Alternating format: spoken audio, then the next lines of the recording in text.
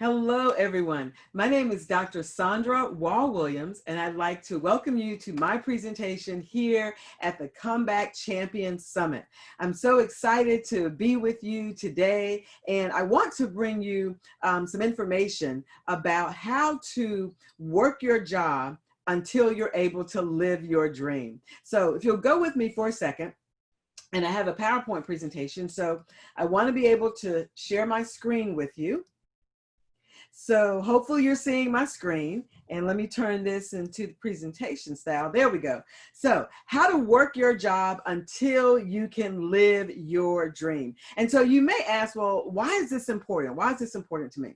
Well, I'll be very frank with you. I really, really loved my job.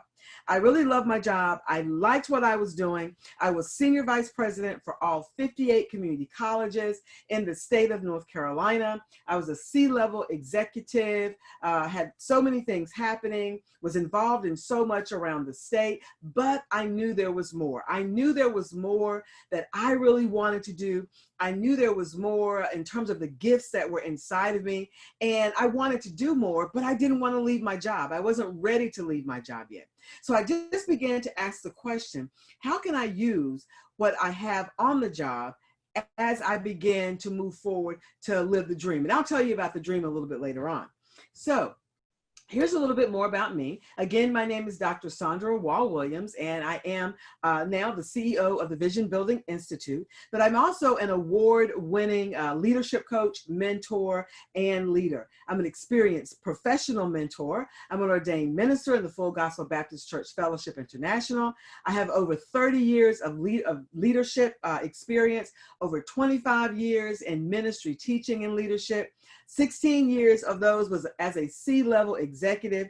I've grown a successful business, and my joy and what I love to do is to coach and mentor women to reach their next level of leadership success, whether it's in ministry or whether it's in their career.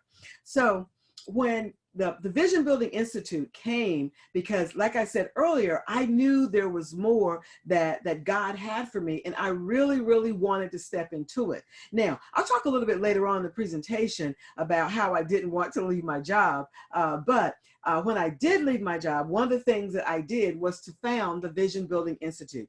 Just to give you a little bit about that, we focus on three things: individualized teaching, leadership coaching, and executive mentoring, where there are guided sessions, accountability and follow-up, and strategic direction and guidance for those women that I actually work with. Now, there's also an online community called Vision Building Women. This is an amazing, engaged Facebook community where we focus on three areas: life, leadership, and legacy. Life, we focus on personal development; leadership, of course, leadership development; and then legacy, building your career or building your ministry, and that type of development. So now, here's what I know about you. That's enough about me. Let's talk about you. Here's what I know about you. I know that more than likely you work full-time. I know that you have a vision for your own business or your ministry. You desire to stay on your job probably until you get things, and I put this in quotes, in order. You want to live your dream. You have that desire, but sometimes making the leap is a little bit overwhelming. I thoroughly know how that is. You desire to operate in your God-given gifts. For some of you, you may not be able to financially leave your job yet, or you may even like your job and just don't want to go, or you're not ready to leave. Well, I will tell you, that's where I was. And as I was on my job, I was doing a lot of speaking, a lot of mentoring, doing the same thing in ministry. But in my career and in ministry, I was speaking, I was teaching, I was mentoring, I was doing all these things. And then I said to myself, I want to do this all the time. I want to be able to do this all the time, but I can't because I didn't know how to make a living at it. And so what happened, literally, I was looking at the internet one night, and there was this particular workshop in Atlanta called Speak for Pay. And I literally went to that particular workshop led by my current mentor, one of my current mentors actually, Marshawn Evans Daniels. I went to that and I learned about the whole industry of speaking.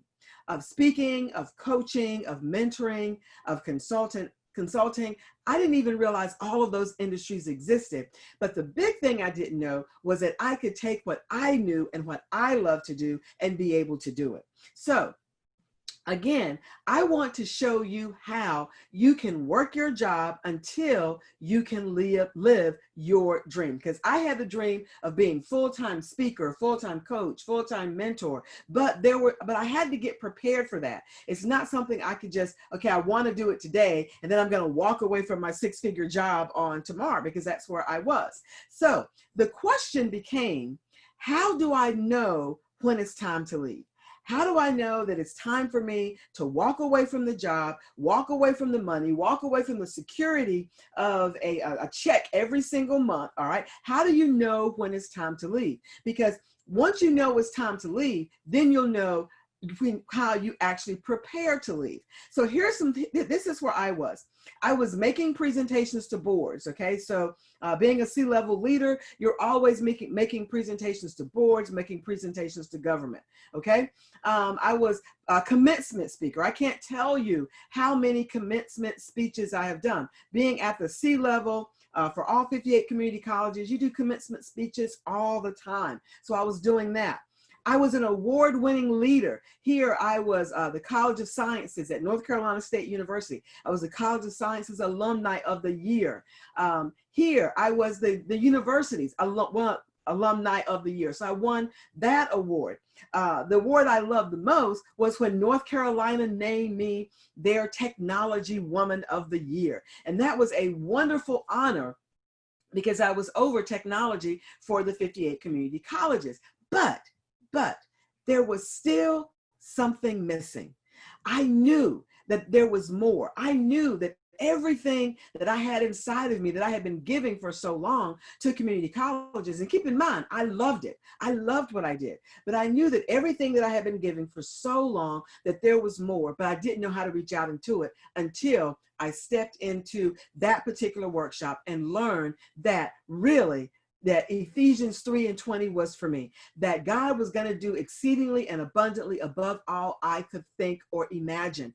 But I had to step into it. I had to prepare. All right. And so it was at this particular workshop where I did a workshop for women. It had nothing to do with community colleges because most of the time, all the workshops that I did previously were all about community colleges. This workshop had nothing to do with community colleges. And I saw how I could move women. I saw how I could, when I had conversations or when I was speaking or coaching or mentoring, how women could be transformed. And I knew that I had stepped into my sweet spot. And it was at that moment that I was like, okay, I'm ready to go, but how do I leave? How do I prepare? How do I make this happen? How do I work my job until I can live my dream? Well, here's what I found out. I began to understand that I was paid to operate in my career. And like I said, I loved it. I loved what I did for a living. I loved the people. I loved my staff. I was paid to operate in my career, but I was made to walk in my calling. So the question became, when do I walk out of the career and begin to walk fully into the calling? Well, here's the answer. The answer is, and this answer actually came from a gentleman that I was interviewing for a position. And I asked him, I said, what would make you leave this particular position? Because anytime someone reported to me, I wanted to know, okay, what would make you leave, right? So I asked him, what would make you leave this position? And he said, when I give more to the job than the job gives to me, then it's time to go. And so I realized at that moment, I thought about that presentation that I did and how I just love walking in my calling. And then I thought about his answer and I asked myself, am I giving more to the job than the job is giving to me? And the answer became yes, I was. So I knew at that point it was time for me to prepare for my next level, I won't say next level, but the next thing that I was ordained to do. So I began to look at my job and began to ask myself, how can I use the different things that I'm learning on the job, because every day was different. When you're a C-level executive, there's not a single day that's the same, okay? So every single day was different. So I asked myself, how could I take what I'm doing here and then be able to use it for my dream, be able to use it as a professional coach, as a professional mentor, as a speaker, okay? How could I do all of that? And so I took this answer, and then I formed the process to work your job. And that's the key word. The key word here is work your job so that you can prepare to live your dream. Now, how do you work your job? And those are the 7 things that I want to give you today. I can't go into detail about all of them, but I want you to make sure you understand that even though you're working right now, you're in a job right now, you can work that job and you can use that work to be able to live your dream. Okay, so let's look at each step of my process. So number 1, work your dream. Number 2, work your obstacles, work your clarity, work your audience, work your exit and your entrance, work your focus, and then finally work your team. Now, as I said, time is not going to allow me to go through each one of these in detail, but let me give you the definition for each one, and then I'll go and give you a strategy for 2 of them so that you can begin to work your job. So keep in mind, all of these are about working where you are, but applying it to where it is that you desire to go. All right, let's look at the first one. Work your dream. Work your dream.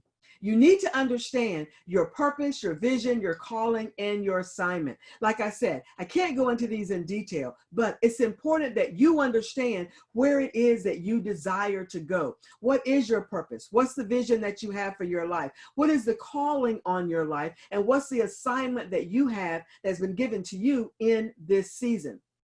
It could be on the job. It could be preparing to leave the job. It could be leaving the job. It could be staying on the job. But that dream and understanding it is so important. And then number 2, work your obstacles. So here you identify the obstacles that you've encountered on your job and the strategies that you use and the lessons you learn to overcome those obstacles, or the lessons you learn from those obstacles. Now, this is so very important because a lot of us, it's like the lady in the picture here, a lot of us are climbing and a lot of us want more and want to be at a certain level on our job or move up to a leadership level. Well, the only way that you're going to be able to do that is to learn how to work your obstacles. How do you turn your obstacles into opportunities? And that's the strategy that I want you to remember here.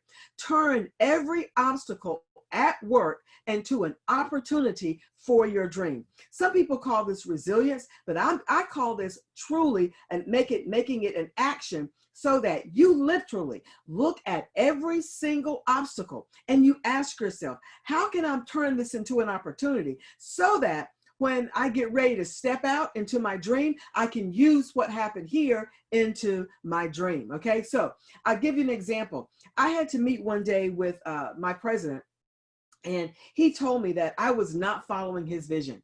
And he literally took some of the areas away from me. He took some of the things that I was responsible for away from me and gave it to someone else. Now, that really hit me and hurt, because I was the kind that if you were in charge, I was going to make sure that my team, myself and my staff, that we did everything we could do to move your vision forward. So when he said that I wasn't following his vision, I was just shocked. But you know what? I turned that into an opportunity. You know what? I am now the master vision coach, the master vision mentor coach. People come to me because they have a vision for their ministry. They have a vision for their career and they want to walk in it. So I took all of that, and I can't go into the detail of all of it, but I took all of that I felt, all the lessons that I learned there, and I literally turned it into a process to help others move forward with their vision. Now, here's something I want you to remember that I heard someone say once. You can either be an egg or you can be a tennis ball when it comes to the obstacles that you may face at your job.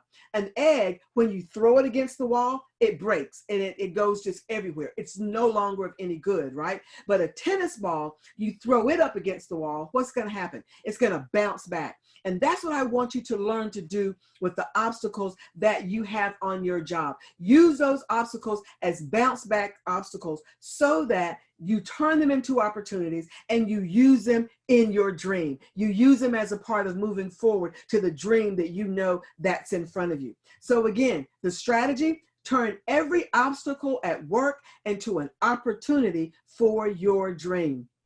All right, let's go on to part three. Number three, confidence and clarity. You gain the confidence and get clear about the next steps to your next level. You know, clarity is so important. You can't move forward if you don't know where you're going. Okay, you can't move forward and go down a path if you don't know where you are or where you're going or what you need. So having confidence to move forward and the clear vision on how to get there is so very important when you are, remember, working the clarity. So while you're at your job, get clear about what it is that you want to do. Get clear about the new business that you want to start. Get clear about the ministry that God has placed in your heart to begin. Get clear about maybe going on to another job or another type of career. Get clear about that while you're on the job that you're in now. Again, you're working the job until you can live the dream. So work the clarity.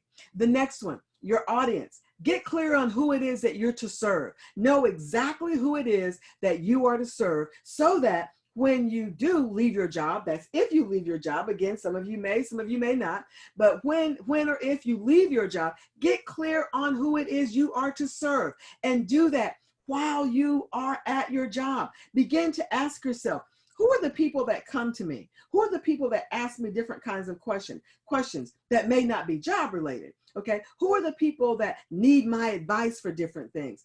Find out what their issues are, what their problems are, what their struggles are. And now what you're doing is you're building your audience. You know the kind of people that need you. So again, while you are on your job, work that audience, determine what is it and who needs me. And you do that before you step out into living your dream.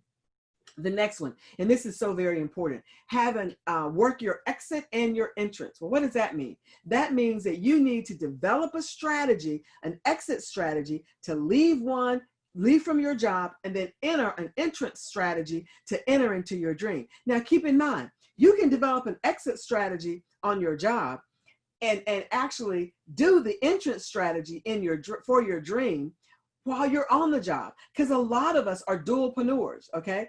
So we work full time, and then we also are entrepreneurs in the evening, okay? You can do that, but at the same time, you still have to have an exit strategy, because at some point, you may want to leave your job and work full time for yourself. And if you do, have that in writing. When I work with my clients, I love to walk them through the process of exit and entrance, because it's so very important. Because when you exit, let me give you this extra little nugget here.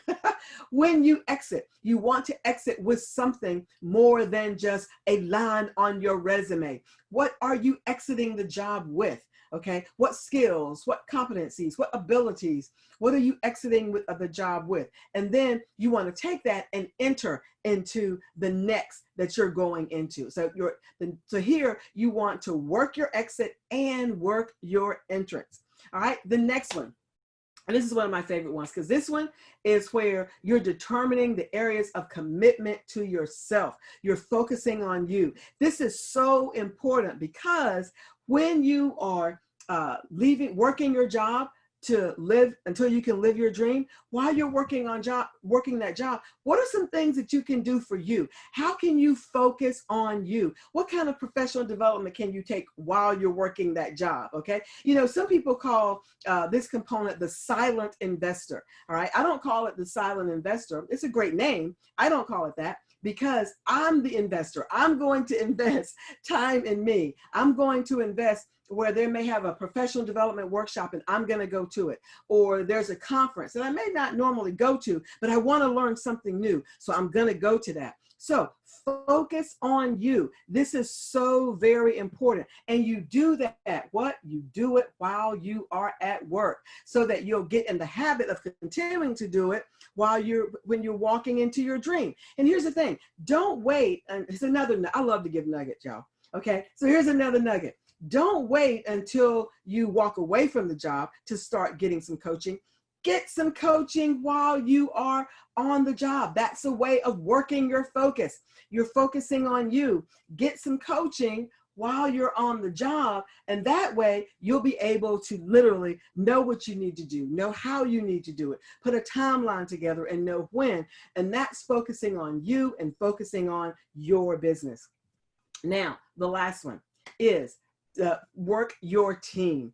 And I want to give you a specific strategy and call to action with this particular piece. So work your team. Working your team means that you are building a community to help you grow and help you work and help you build your team. So now, and I'm not talking about a team of people that may be your social media person or your finance person. And those are all things that you will need if you're going to start a business, but that's not what I'm talking about.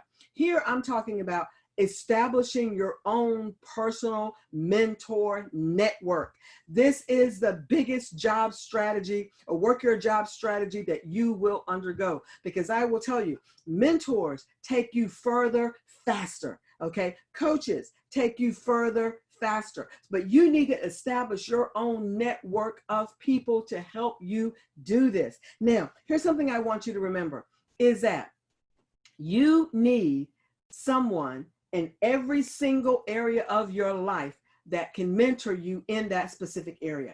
I cannot tell you the number of people who I consider mentors because they mentor me in different areas of my life, right? The person who is my career mentor is not the same person that's my ministry mentor, is not the same person who I consider a mentor or a coach for relationships. It's not the same person for finances. So you see, in every area of your life, you need someone who is gifted, someone who has been down that road, someone who has experience. And let me give you this nugget here. One person cannot handle all of that. So you may have a mentor that can give you guidance and help you and support you as you move forward on your career. That's wonderful. But that may not be the same person that is a ministry mentor or a calling mentor. You know, you look at the area where you need assistance, where you need guidance, and then you find that person, and that person becomes a part of your